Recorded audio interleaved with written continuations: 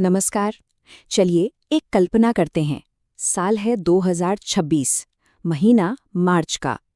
पूरी दुनिया में उथल-पुथल मची हुई है। एक अजीब सा तनाव है हवा में। लेकिन इन सब के बीच आज हम ये देखेंगे कि भारत, हमारा देश, आखिर किस चीज पर अपना ध्यान लगाए हुए था। उसकी अपनी राह क्या थी। तो सबसे पहले ये समझना जरूरी है कि दुनिया में चल क्या रहा था। मार्च 2026 में एक बहुत बड़ा अंतर्राष्ट्रीय संकट था जिसने, कह सकते हैं, पूरी दुनिया को अपनी चपेट में ले लिया था। हालत वाकई बहुत गंभीर थी। ऐसा लग रहा था कि दुनिया एक मोड़ पर खड़ी है। हाँ, मार्च 2026 की ही बात हो रही है। सोचिए, एक ऐसा वक्त जब सबकी नजरें सिर्फ एक ही जगह थीं, एक बड़े टकराव पर। और ये टकराव ऐसा था कि हर कोई भविष्य को लेकर काफी परेशान था। तो हो क्या रहा था? अमेरिका ईरान युद्ध छिड़ चुका था और पहले ही हफ्ते में हालात बहुत बिगड़ गए थे। एक तरफ अमेरिका और इजराइल तेहरान पर लगातार बमबारी कर रहे थे, वहीं दूसरी तरफ ईरान भी चुप नहीं था। वो अपने 80 से ज्यादा नौसैनिकों की मौत का बदला लेने के लिए तैयार था। और देखिए, स्ट्रेट ऑफ हुर्मुज, जो पूरी दुनिया के तेल व्यापार के लिए समझिए एक लाइफलाइन है, उस पर भी खतरा मंडरा रहा था। मामला इतना बढ़ गया कि यूरोपीय देशों को अपनी सेना भेजने की नौबत आ गई और तेल सप्लाई न रुके, इसके लिए 22 देशों को मिलकर एक गठबंधन बनाना पड़ा। अब जब दुनिया की इतनी बड़ी बड़ी शक्तियां आपस में लड़ रही थीं, तो एक सवाल तो मन में आता है ना, कि भाई भारत का फोकस कहाँ था? क्या हम भी इस ग्लोबल टेंशन का हिस्सा थे या फिर हमारी अपनी कुछ अलग प्राथमिकताएं थीं? और यहीं से ना कहानी में एक बहुत ही इंटरेस्टिंग टर्न आता है। जब पूरी दुनिया बाहर के झगड़ों में उलझी भी थी, भारत, आप कह सकते हैं कि बड़ी खामोशी से अपने अंदरूनी मामलों पर काम कर रहा था, अपने भविष्य की नींव मजबूत कर रहा था। देखिए, बाहर दुनिया में चाहे जो भी चल रहा हो, भारत का लोकतंत्र अपनी गति से आगे बढ़ रहा था। इलेक्शन कमीशन ने असम, केरला, तमिलनाडु, पुडुचेरी और पश्चिम बंगाल, इन सब बड़े राज्यों में विधानसभा चुनावों का ऐलान कर दिया। और ये अपने आप में एक बड़ी बात है।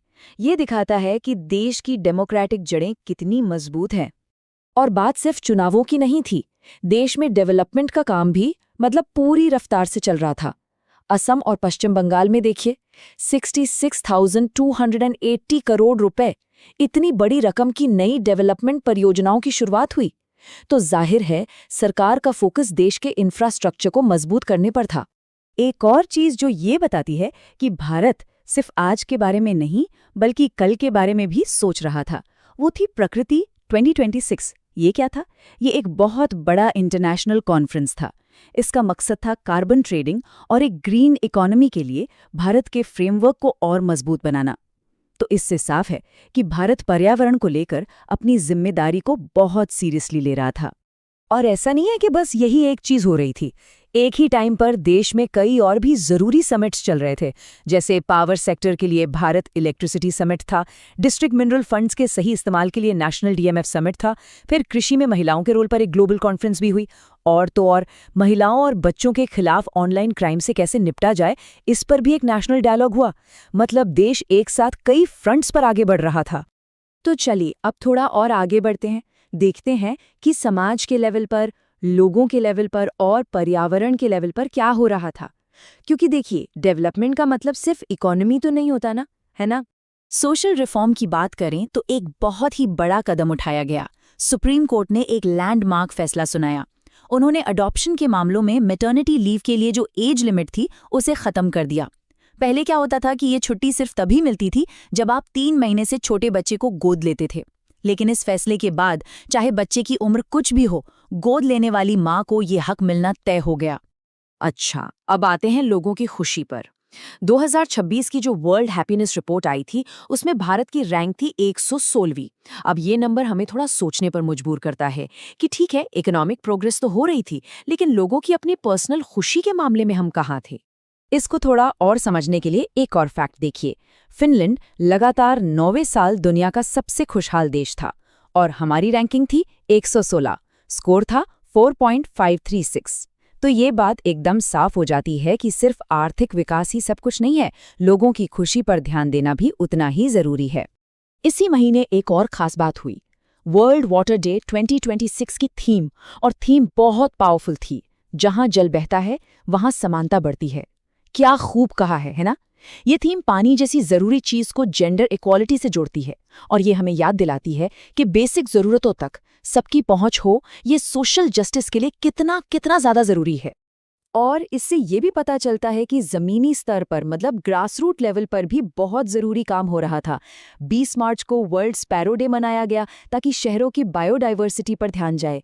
फिर 21 मार्च को इंटरनेशनल डे ऑफ फॉरेस्ट्स था, जिसने जंगलों और हमारी इकोनॉमी के कनेक्शन पर जोर दिया। और साथ ही नेशनल चंबल सैंक्चुअरी में जो अवैध रेत खनन हो रहा था, उससे घड़ियालों को जो खतरा था, उस पर भी चिंता जताई गई। ये सब दिखाता है कि लोग संरक्षण को लेकर कितने जागरूक हो रहे थे। तो फिर इन सब अलग अलग बातों को अगर हम एक साथ जोड़कर देखें तो हमारे सामने क्या तस्वीर उभरती है? चलिए अब इस पूरी बातचीत के फाइनल टेकअवे पर आते हैं। ये कहानी ना एक तरह के कॉन्ट्रास्ट की कहानी है। एक तरफ देखिए पूरी दुनिया में उथल-पुथल मची है और दूसरी तरफ भारत है जो अपने घर को संवारने में लगा है, अपनी संस्थाओं को मजबूत कर रहा है, अपने भविष्य की नींव रख रहा है। ये हमें दिखाता है कि कोई भी देश बाहरी तूफानों के बीच भी अंदर से कैसे आगे बढ़ सकता है। और ये सब हमें एक बहुत बड़े सवाल पर लाके खड़ा कर देता है। आज की इस कॉम्प्लेक्स दुनिया में किसी देश की तरक्की का असली पैमाना आखिर है क्या? क्या वो सिर्फ इकोनॉमी है या फिर एक मजबूत लोकतंत्र, सामाजिक न्याय और पर्यावरण के लिए हमारी जिम्मेदारी? ये सब भी उतना ही मैटर करता है। इस सवाल पर सोचिएगा जरूर।